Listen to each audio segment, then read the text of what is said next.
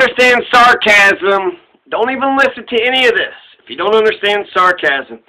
So I'm just going back through some of my older stuff. In 2003, I have this archives censored. The Xavier Newswire refused to run this. So this was 9/11 just happened, then Afghanistan war, and now we're doing a run-up to the Iraq war. We're doing a run-up to the Iraq war. And I wrote a letter to the editor to a college newspaper, right? We got all these freedoms, freedom of the press, freedom of speech. And like I said, if you don't understand sarcasm, you might not understand any of this. But what this does say is, if you go back, to the early 2000s, none of the politicians, there's weapons of mass destruction, nobody's saying anything differently except for Michael Moore, and then, he was getting shitted on all over the place. So everybody was pretty much certain, right? There's weapons of mass destruction, we got to go in, who gives a shit if it's right or wrong? But how did me, a poor peasant, in a college university, what have you, but how did I know? How did I know better than the goddamn ruling classes in the U.S. government that has all the intelligence services in the goddamn world? Dear editor, it was Xavier Newswire. Xavier Newswire refused to run this, so this is archived, censored. Dear editor, opinions are being stirred up here on campus about this Iraq thing. Opinions are like buttholes, as they say. Everybody's got one. Well, here's mine. The whole thing stinks. As a bona fide American, I totally support the war. It's great timing, too, especially since we decided to blow up Iraq so soon after the World Trade Center attack. My bloodthirsty, revengeful, patriotic rage needed some target to hone in on, and thank God both bin Laden and Saddam are both Arab foreign leaders. This Hussein maniac has got to go. I pulled into British Petroleum, BP, British Petroleum the other day, and the gas was 10 cents more per gallon, $2.39. And since I never carpool, the gas bill adds up quickly. Saddam is hoarding all of our birthright crude oil. He needs to learn that if you live on this earth and possess valuable resources, then you must heed to our demands. The West is best, and America is even better than them. The West is best, and America is even better than them. The poor Iraqi peasants need to be put in their place. It is our moral obligation to kill Saddam. Even God endorses his assassination, but this is where our obligation ends. The hordes of injustices around the world will just have to take care of themselves. America's not the world police. Geez, what do you expect from us, to solve all the world's problems? Yeah, right. We only solve those ethical problems where we can benefit economically.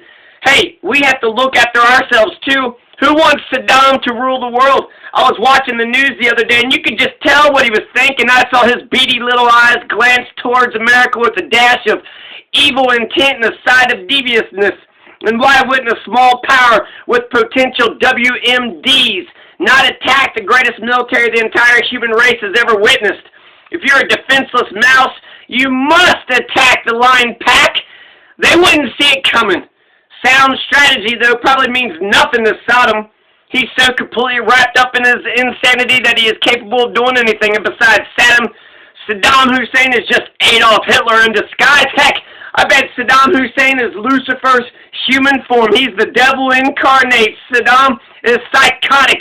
He's a madman. He's a straw man. And that's not the end of my name calling, rant, and other ad hominem logical fallacies. You shouldn't listen to those damn liberals and their fascist left-wing ideas like that peace-nick of a schmuck, Abel, who voiced his anti-war opinion last week. Hey, Abel, love it or leave it. Why don't you go to Mexico? That's where all the communists belong. This is a prime example of how the left is destroying our country. The left is totally wrong because most of the world is right-handed. Furthermore, why wouldn't we consider ourselves right if we weren't? The Newswire is biased anyways. Most of the news articles threaten the way I view the world.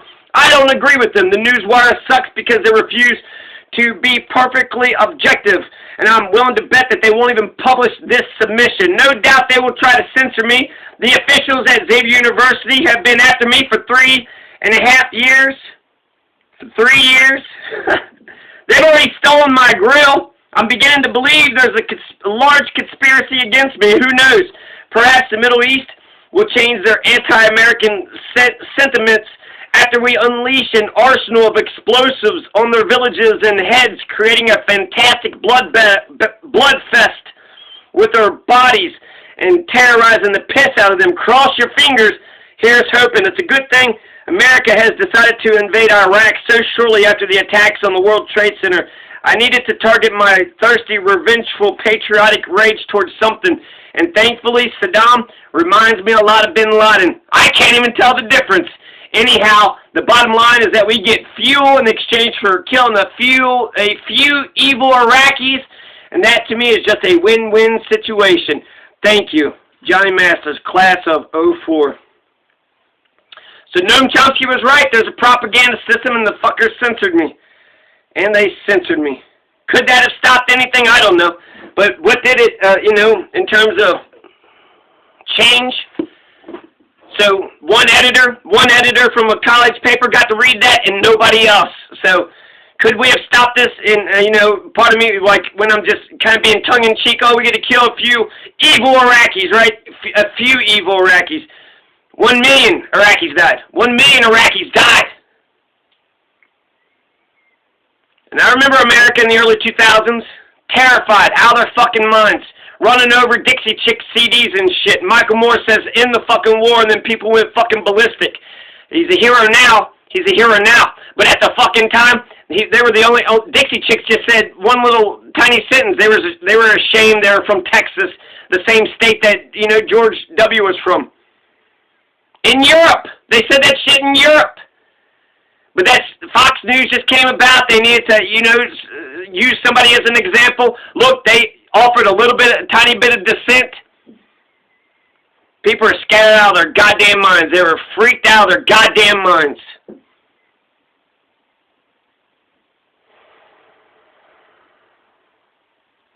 So yeah, there you go. There's some history.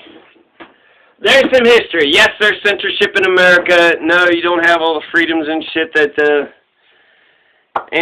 what if that would have been published, and what if that could have stopped something? What if that could have stopped the war? What if that would have, but we didn't even give it a chance. We didn't even throw that idea out there to see what would have happened.